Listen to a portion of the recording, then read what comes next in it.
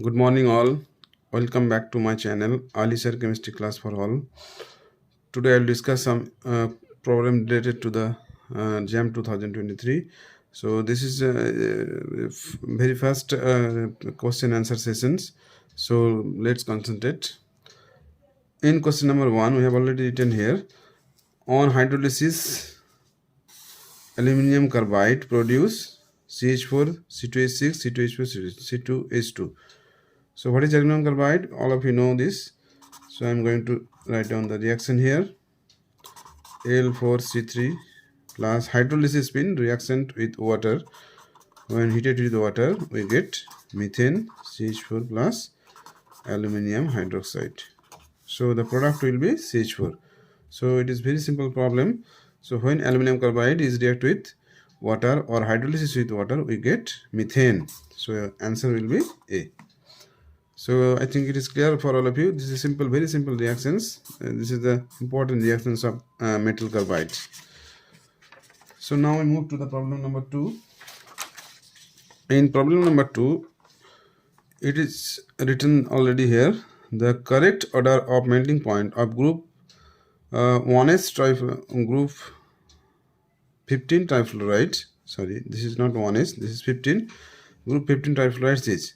So the trifluoride is written group 15 element. All of you know what are the elements present in group 15. Nitrogen, phosphorus, arsenic, antimony, bismuth. This is group 15 element, and the hydrates are given here. All are trihydrate: PF3, ASF3, SbF3, BiF3. So if you move from top to bottom, so what is the difference here? So difference is the central atom: phosphorus, arsenic, antimony, bismuth, and there belongs to the group 15s. When you move from top to bottom in a periodic table, we know the size of the atoms increases. So when the size of the atom increases, what will happen? We know the Paget's rule says that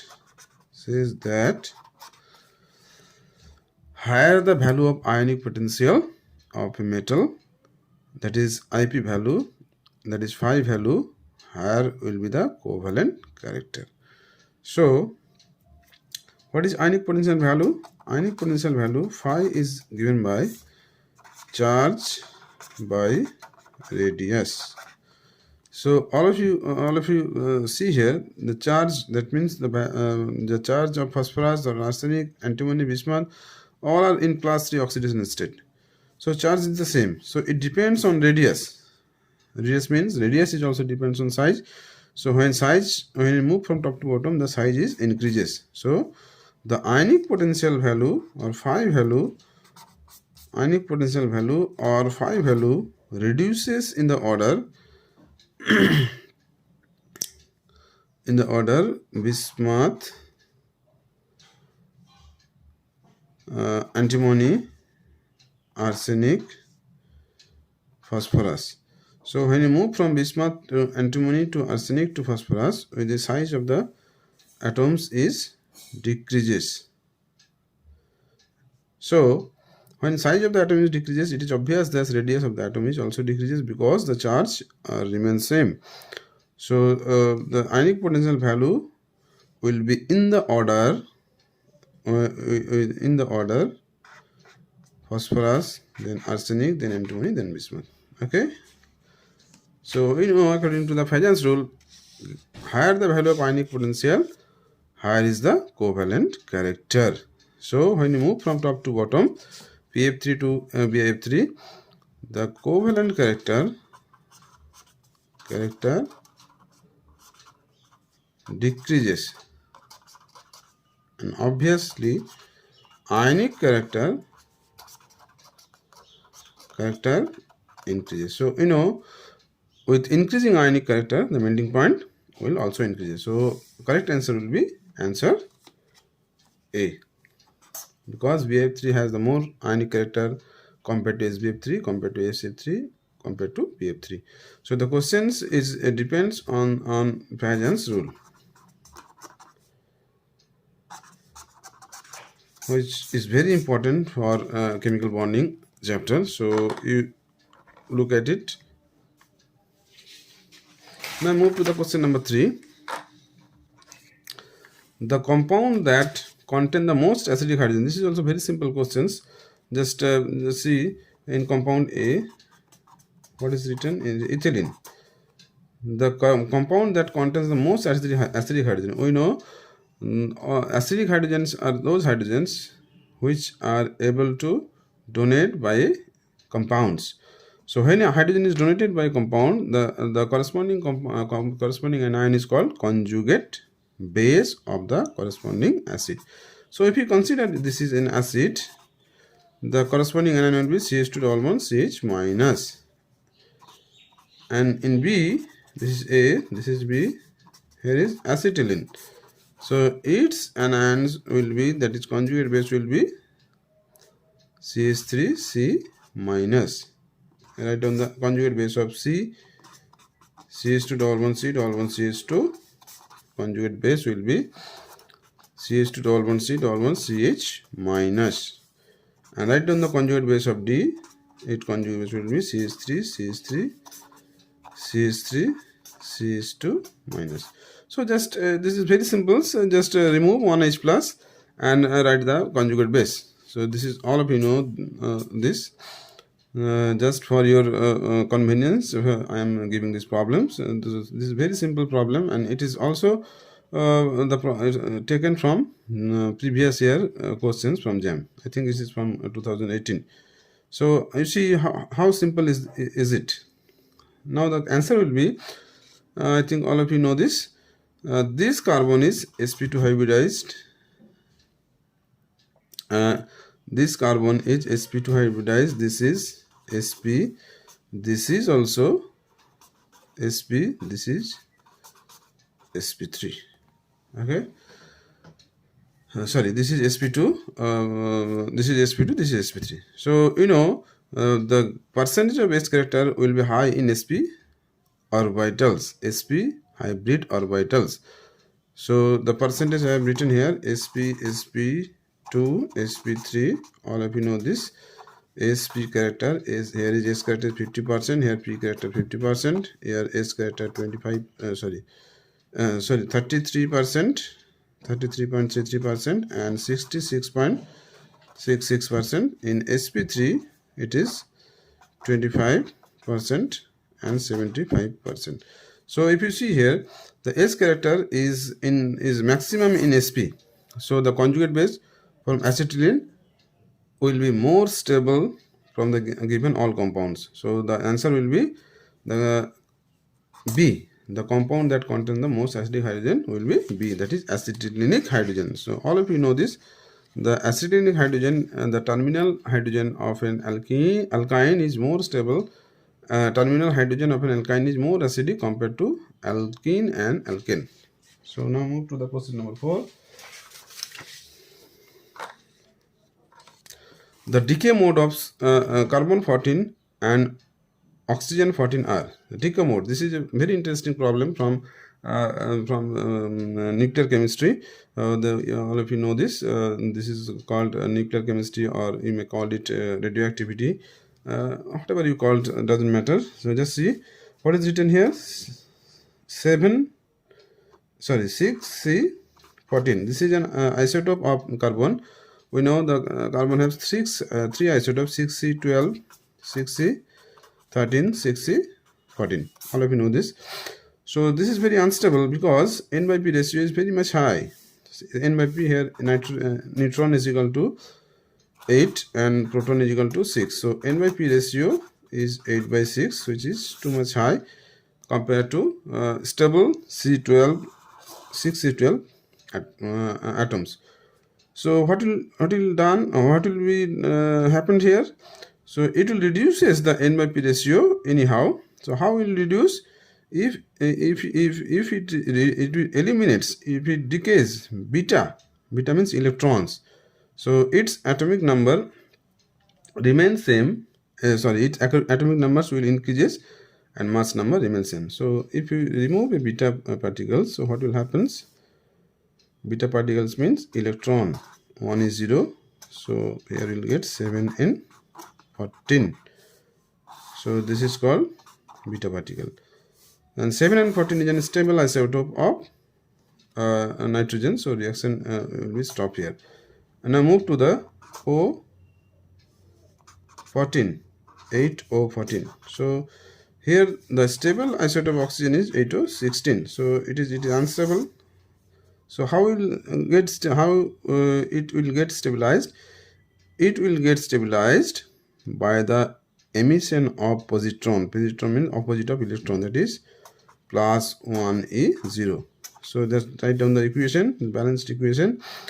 Here is also we get 7n14, which is stabilized of nitrogen.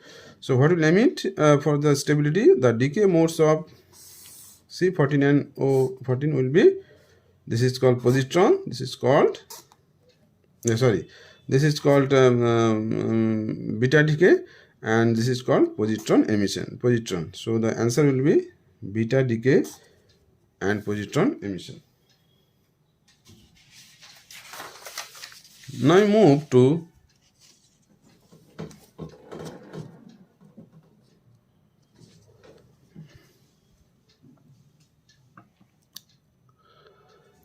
problem number 5.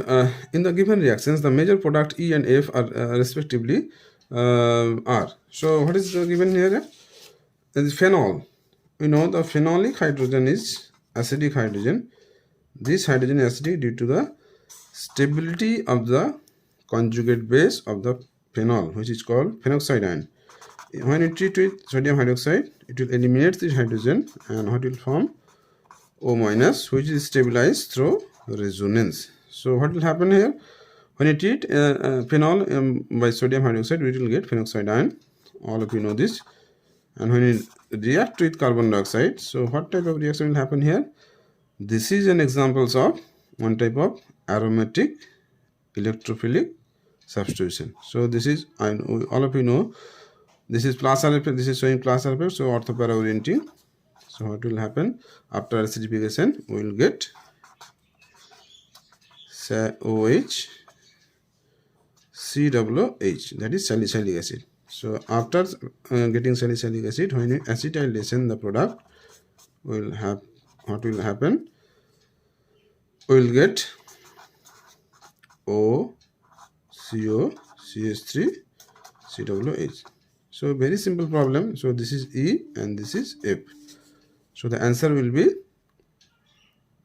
you see, where is the answer? This is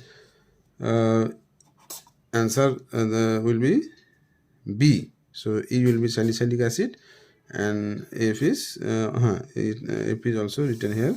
So the answer will be answer B. So very simple questions. Now I move to the problem number 6. In problem number 6, this is very interesting problem. The product P and Q in the following reaction respectively are, what is given? Just see what is given here. CH3. So when you treat with sodium amide is a very strong base. Very strong base, all of you know this. In previous class I have already told you the sodium amide, NB12 lithium, they are very strong base, and abstract the proton from sp3 hybrid orbitals. They are too much strong, they can stop the proton from sp3 carbon. Okay, so just see when you treat with sodium amide, what will happen here? So here is 2 hydrogen present, but the hybridization of this center is sp3. We know, all of you know, sp3 carbon is sp3 hydrogen is less acidic compared to sp2 and sp. So that's why the alkyne is more acidic compared to alkene and compared to alkane. So when you treat with sodium amide, this sp3 carbon will be eliminated due to some driving force, which is known, all of you know, I think, which is the driving force. The driving force is aromaticity. When it's eliminate this proton, what will happen here? We'll get this anion. So now the compounds becomes aromatic because it follows all the rules of aromaticity. All of you know this. I am not going details here. All of you know this. This is the molecules is contains 6 pi electrons. The molecules is cyclic. The molecule is conjugated. Okay, the molecule is planar. So the compounds becomes aromatic. So you see this product is called P. So you see which option will be correct for you. So C is written here. Only option D. Where is it written? It is written in option D. And now you go to the next part of these questions. Cl, CH2Cl, silver nitrate. So silver nitrate is a very important type of compound. Silver nitrate. I think there is some mistakes also. No, it is fine. Okay. So you see.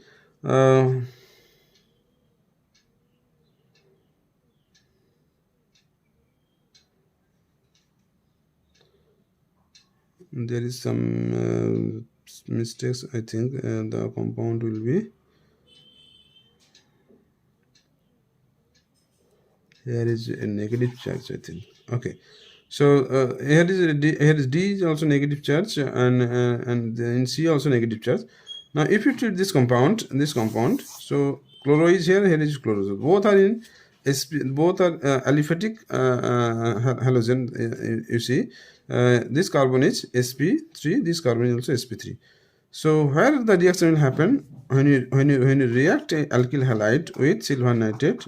All of you know this is very important and common problem. R NO3 plus AgX, we get the precipitate of silver chloride. So here is chloride, here is chloride. So which chloride will be eliminated? That becomes the intermediate more stable. So if this chlorine is eliminated, we will get this type of compound, which is becomes now aromatic. Okay, so the option will be C. You see, this is becomes also aromatic. This is becomes also aromatic. So P will be this will be P and this will be Q. Now move to the question number 7. Hybridization of the atom indicated in the asterisk in the following compounds subsequently are. So I am not given here options. Just see. In this carbon, in this oxygen have 2 lone pair. So the hybridization will be 2 bond pair, 2 lone pair, that is sp3. It's very simple. You see here, there is also 2 lone pair and 2 bond pair, so hybridization will be sp3. If you see here, here is also 2 lone pair plus 2 bond pair, so hybridization is sp3. Now we move to the compound, move to this compound. This is very interesting because this is an aromatic compound. So the one lone pair is involved in conjugations with the nucleus. So the one lone pair is involved because it is involved in conjugation with the nucleus. So it will not be counted during hybridization. So just see here, I am written.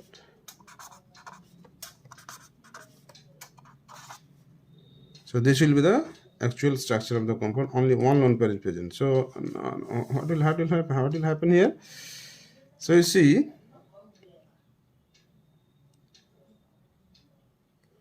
now the hybridization of this carbon becomes now the hybridization of oxygen becomes sp2. So the hybridization will be sp3, and last one will be sp2. Okay. So this is enough for today's class. I'll take some class if you get some time. So thank you all for your patience, and hope all of you are enjoying your your study, and just enjoy your study, and then you will get succeed in your life. So when you enjoy your study, then you will get succeed very much in your life. So thank you all.